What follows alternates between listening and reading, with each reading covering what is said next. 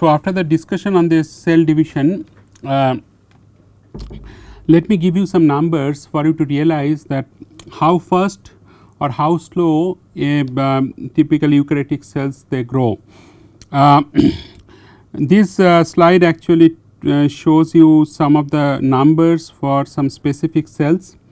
Adult chondrocytes, the cell division doubling time is 24 to 48 hours. So, chondrocytes means this is the cartilage cells.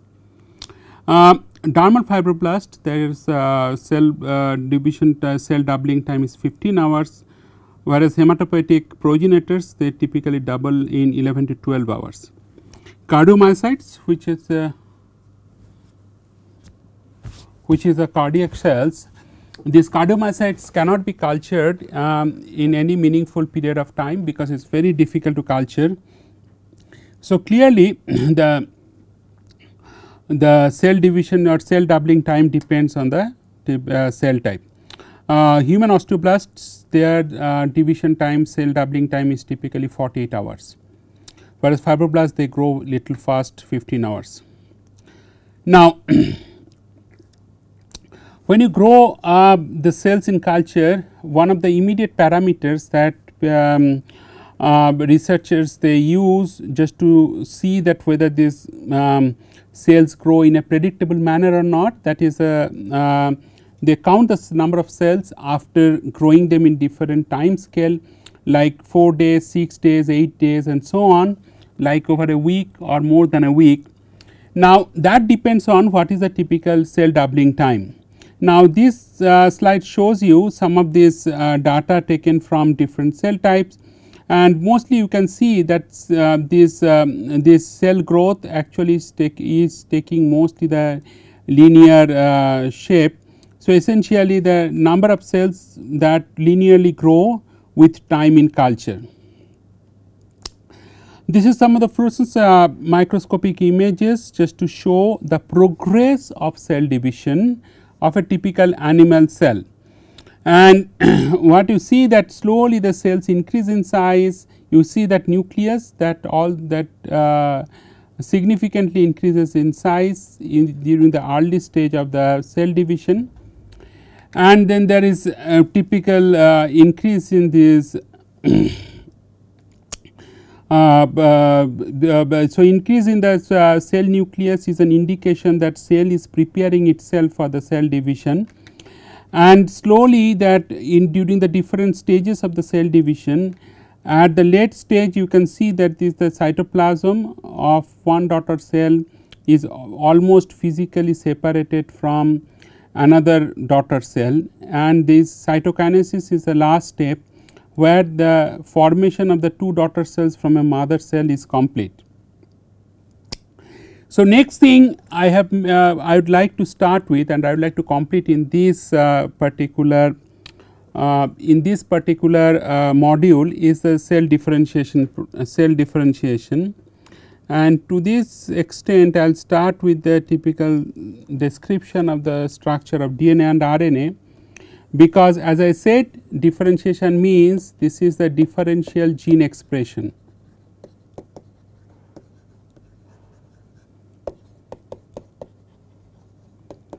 So, it is a kind of cell fate processes, it is one of the cell fate processes which involves differential gene expression. Now, to go back to my earlier description of a cell fate processes, when a cell adheres on a material substrate, the question that we need to address that whether the cell changes in cell fate processes, changes in cell fate. So, that means that whether the cell is functionality is changed, and the cell functionality changes can be assessed by certain differentiation assays and see that whether cell goes to a more mature cell type. Now, to understand the differentiation and to quantify the gene expression, you need to first start with the you need to first understand that what is the structure of two nucleic acids of importance, that is the D-ribonucleic acids and ribonucleic acids, DNA and RNA. So, these ones I have mentioned you before, that once a cell adheres on a material substrates, that what are the different fate processes that a cell can decide or cell can choose to take it up. Replication, that is the division, differentiation, death, cell motion and cell adhesion. So, I already mentioned that differentiation essentially means the differential gene expression. So, therefore, this involves one of the things that you must remember in the differentiation process, that involves the expression of unique genes that are more specific to the mature cell type. So, that means that you have one cell type, it is little bit premature, and one cell type which is much more mature cell type. So, genes which are specific to this particular mature cell type, that should be expressed, and that are specific to with an irreversible change towards a particular cellular function phenotype.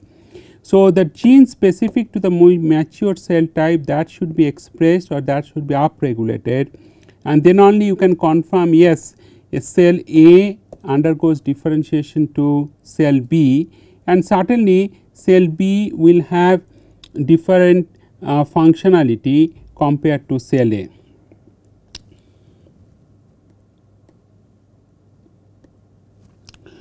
Okay.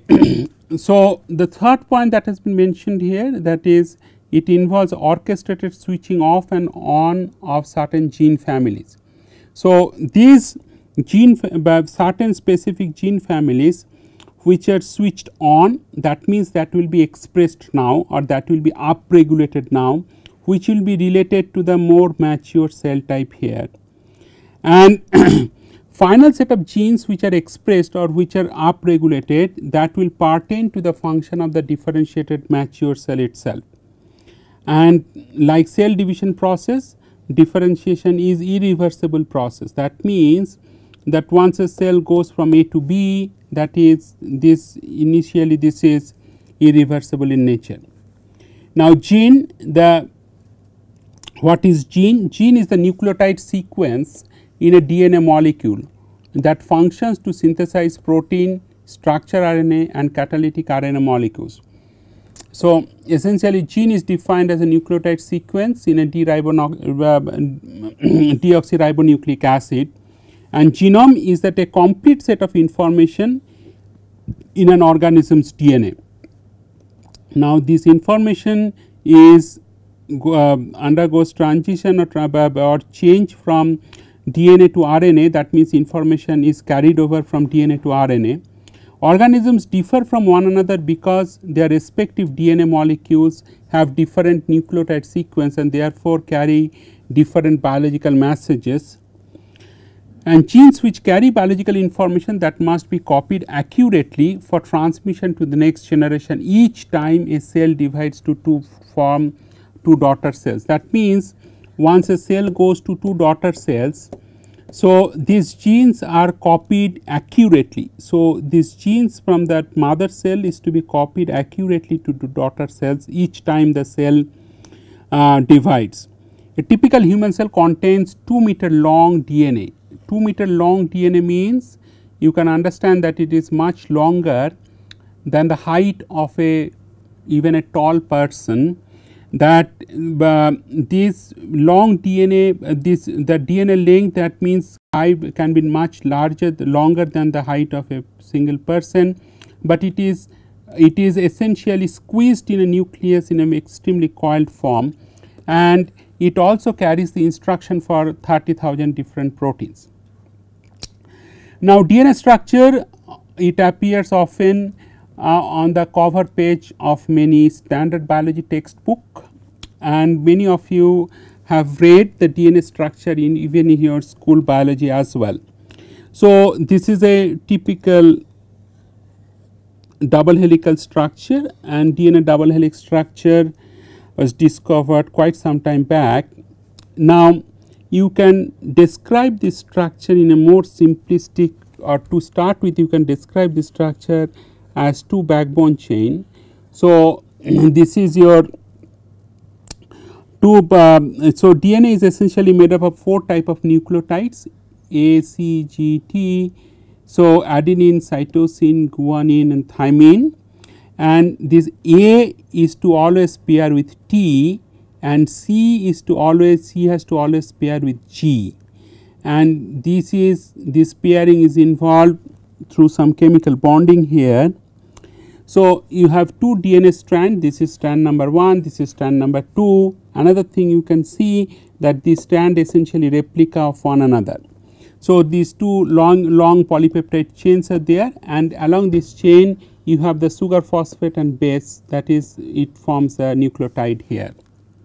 So, the complementary base pairing, that is a very important thing in the DNA structure, enables packing in energetically most favorable arrangement. What it means that this double helical structure essentially represents the lowest energy configuration, because you know from basic thermodynamics, any structure which in its equilibrium shape must represent the lowest energy configuration, then only that structure would be more stable. So, this is more elaborate view of this A, T, C, G. So, this is your A adenine, this is your thymine. So, you have these specific bonds here, and this is your C and this is your G. So, these are the two base pairing. So, this is one base pairing and this is the another base pairing, and these bonds are essentially very weak bonds. So, these bonds are hydrogen bonds. So, the advantages of having hydrogen bonds in this base pairing is that if required they can be simply removed, and therefore, these two strands can be separated easily, simply because these bonds which enable or which mediate the pairing between C and G or A and T are extremely weak, that is the hydrogen bonds. So, there are certain uniqueness of the DNA structure which has been summarized here. So, each strand in a DNA structure acts as a template, as I told you that it helps to synthesize new complementary strand. And so, if you designate S and S prime is two DNA strands, so strand S essentially serve as to template for the new strand, that is S prime, and the ability of each strand of a DNA molecule to act as a template enables a cell to copy or replicate its genes accurately down to two daughter cells. So, you have one mother cell, it goes to two daughter cells. So, essentially the DNA sequence here is to be exactly to be replicated in two daughter cells. Ribonucleic acid, their point of dissimilarity with respect to DNA structure is that in the ribonucleic acid, in a DNA structure you have AT and then CG. In ribonucleic acid you have uracil in place of thymine. So, therefore, your A will base pair with U, that is uracil.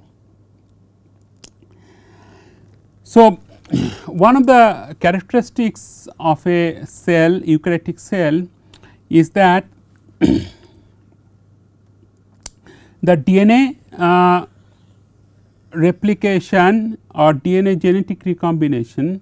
So, from DNA you can DNA can undergo transcription process to form RNA. So, that takes place within the nucleus itself, and this is your cytoplasm. So, that is your nucleus. So, in the cytoplasm this RNA can undergo translation to form a protein molecule. As I have mentioned to you before, the protein in a given protein molecule, N terminal will always be kept at the left hand side and C terminal will always be kept on the right hand side. So, this DNA to RNA and RNA to protein. So, this first one is a transcription process and second one is the translation process. The way this was discovered at the early stage of this,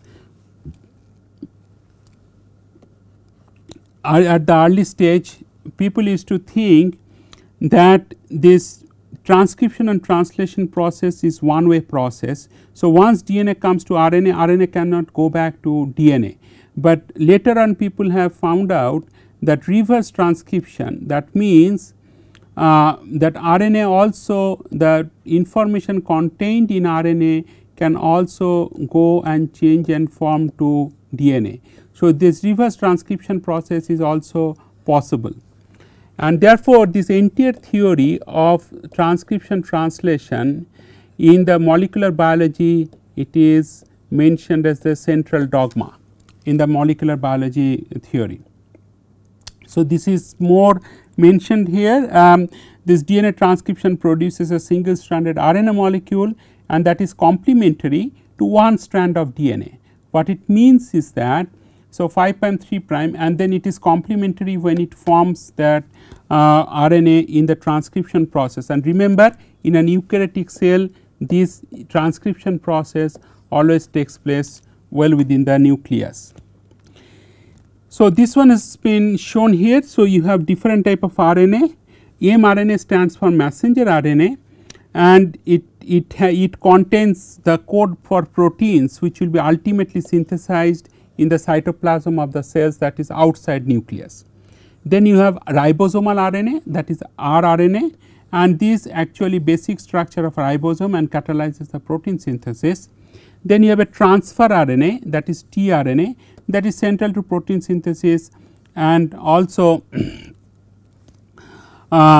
this essentially is also, this is one of that another RNA type which also takes part in certain biological processes.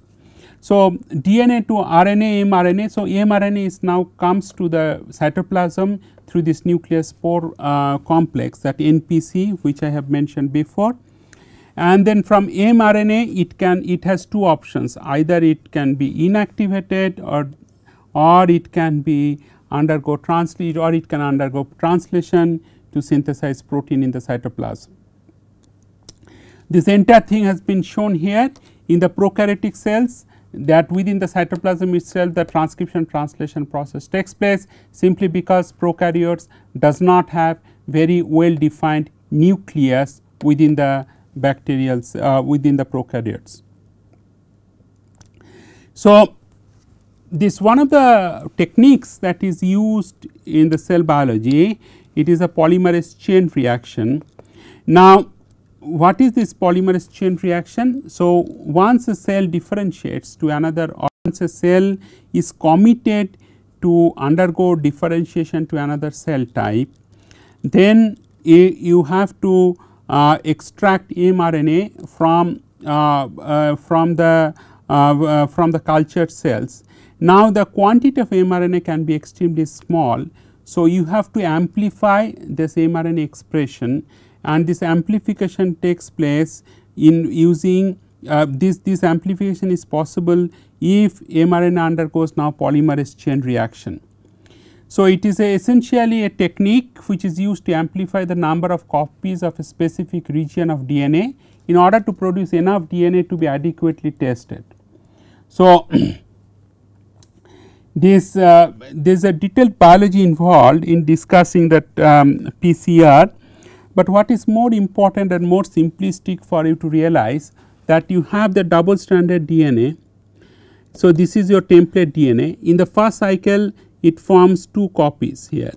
So, this essentially this is the 2 pairs of copies. So, the total copies is 4. In the second cycle, each of this copy will now produce another 4 copies. So, then second cycle essentially 4 4 8 copies that will form. In the third cycle, it again that each of this pair of the copies will produce again 4. So, it is to 16 copies finally, and likewise it will undergo exponential amplification, and then it would be 2 to the power n. So, if n is the total number of cycles, and then let us say if it undergoes 36 cycle, or at the end of 35th cycle, you have such a large number of copies like 68 billion copies that will be produced, which will be quite good enough to now quantify or to be quantified using this particular technique. So, this is that more PCR cycle, what they call the polymerase chain reaction. So, you first step is that step 1 is a denaturation. Denaturation takes place and these numbers are very specific, and this typically takes place at 94 degrees Celsius, below 100 degrees Celsius. Then something called annealing. The term annealing means it is one of the term which is used in material science, which is like heat treatment. So, essentially this heat treatment in the biology, it essentially takes place at a much slower time, much lower temperature like 54 degrees Celsius, and very short time period like 45 seconds, less than a minute. And then you have a extension, and then extension is 72 degrees Celsius, and that is for 2 minutes. Okay. So, I think that so from the PCR expression, then you can see that from the PCR experiments, if you can quantify that whether these certain specific genes related to the mature cell type is now upregulated or it is being quantified, then only you can confirm the cell differentiation process. Third one is the cell death. So, essentially if you go back to my earlier or you can recall if my earlier discussion, that a cell to be viable or cell to survive, cell has to receive different type of signal molecules A, B, C, and then if each of these or some of these signal molecules are removed or now absent in the cellular microenvironment, then cell has two options. Then either cell will undergo apoptosis, that is the programmed cell death, or in case cell receives some physical injury or tissue receives some physical injury, then it can undergo unprogrammed cell death, and this is called necrosis. The way apoptosis and necrosis can be distinguished, that is by morphological changes. So, apoptosis is a Greek word meaning dropping off. So, dropping off leaves, like the way leaves in certain specific season, they drops off from the plant. So, similarly apoptosis is a programmed and physiological mode of cell death, and that plays in tissue homeostasis, and it is also described as a genetically coded cell death program, which is morphologically and biologically different from necrosis or accidental cell death. So, how to quantify or how to identify this cell apoptosis process? In the cell membrane, you have the double lipid bilayer structure. In a live cells, when a cell is live, then you have specific molecules, protein molecules, the phosphatidylserine, which is always located towards the cytoplasmic space of the cell membrane. That means, it is attached to the inner leaflet of the cell. When a cell undergoes apoptosis, this phosphatidylserine, which is shown here like a green sphere, this phosphatidylserine molecule will now be flipped towards the extracellular side. That means, the phosphatidylserine molecule will now be switched to the outside, that outer leaflet of the cell membrane. And this, once it is located at the outer cell membrane, then there is certain fluorescent dye like Alexa fluor 488 or anisine. These can be tagged to the phosphatidylserine. So, this local tagging can be quantified by a technique called fluorescent activated cell sorter analysis or flow cytometry technique. Another thing that has been shown here. So, there is another fluorescent dye is called propidium iodide. So, this propidium iodide, it has a unique property like it can intercalate with the DNA of a cell, and once it intercalates with the DNA of a cell, then it will fluoresce in the blue stained region, and then you can see that where the nucleus is located inside the cell. So, these two mode of the death, one is that apoptosis or necrosis, has been summarized here in this slide. So, one is known as the very regulated process of cell death that occurs as a normal part of the cellular development, and it is called phosphatidylserine. It is known as the programmed cell death. Another one is unprogrammed or accidental cell death, which is characteristically morphologically different by membrane disruption, cell swelling and rupture, often leading to inflammation. So, this is the cell morphological features during these two modes of death process. One is the necrosis. You can see all the intracellular substances are now coming out and the total destruction of the cell, and an apoptosis, which is essentially characterized by cellular shrinkage, also membrane blebbing here you can see, and nuclear condensation and fragmentation that you can see here, not that clearly, but it is the engraft dead cell, and this is a phagocytic cell. So, there is distinct morphological difference between necrosis and apoptosis, by which you can identify that when you see that there is no morphological change in the cell, when it is trying to adhere on a material substrate, it remains spherical. That means, you can well realize that cell is not willing to grow on this material substrate, and probably cells are not alive and cells are dead. Like in the cell division process, cell death processes also can be expressed by certain mathematical formulae, and this is one of the things that has been shown very generally in the cell death process, like rate of change of cell numbers with time dx by dt is equal to kx, where k is the rate of apoptosis. So, at any given point of time t, x t is equal to x naught exponential k t. So, this rate of apoptosis k essentially tells you that how fast the cell would undergo apoptosis. So, one of the things that I have mentioned in the last two modules is that fluorescence activated cell sorter analysis.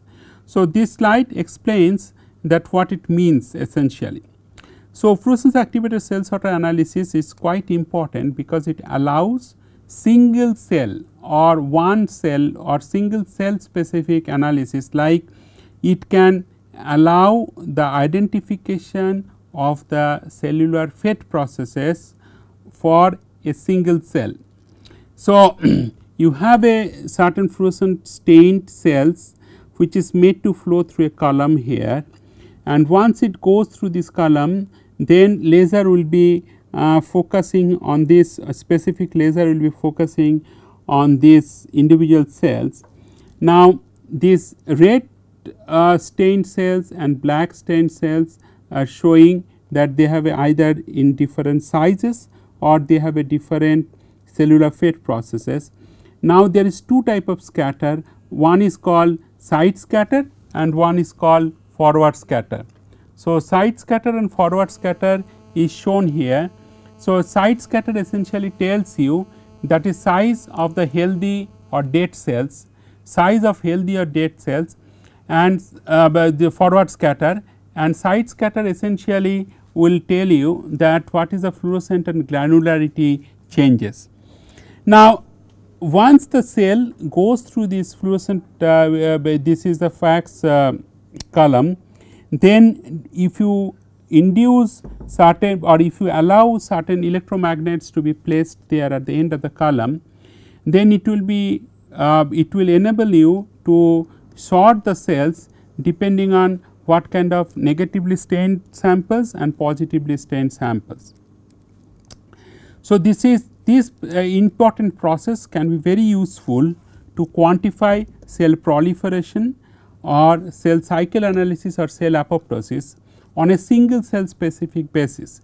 Now, why this is unique in nature? Because all other biological all other biochemical assays, they essentially deals a given cell population where a large number of cells are present. So, one cannot therefore identify whether individual cell what kind of say what kind of cell fate processes they are actually at. So, this is again shown here in the side scatter and forward scatter, and this is a typical protocol that that a researcher follows while using the cell fate processes.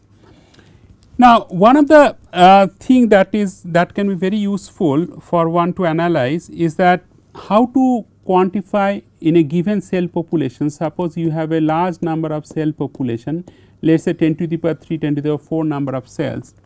We need to know whether that x percentage cells are apoptotic cells and then y percentage cells are necrotic cells. Now, this distinction can be made by this fluorescence activated cell sorter analysis. Even you can also see that whether the cell is in the early stage of apoptotic or late stage of the apoptotic. So, what are the fluorescent dyes that you have to use? One is the Alexa Fluor 488. So, this one will tag to phosphatidyl molecule as I have mentioned before. Propydium iodide will intercalate to DNA double helix structure as I mentioned before. Now, what you can see here, this is the last slide before the end of this module.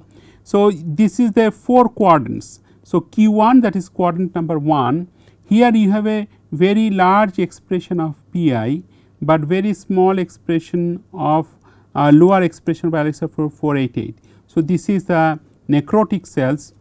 The live cells means it is stained with the Pi, but the Alexa Fluor 488 also stained, but it is in the lowermost quadrant here. Each dot in the fluorescent activated cell sort essentially represents the information from individual cell.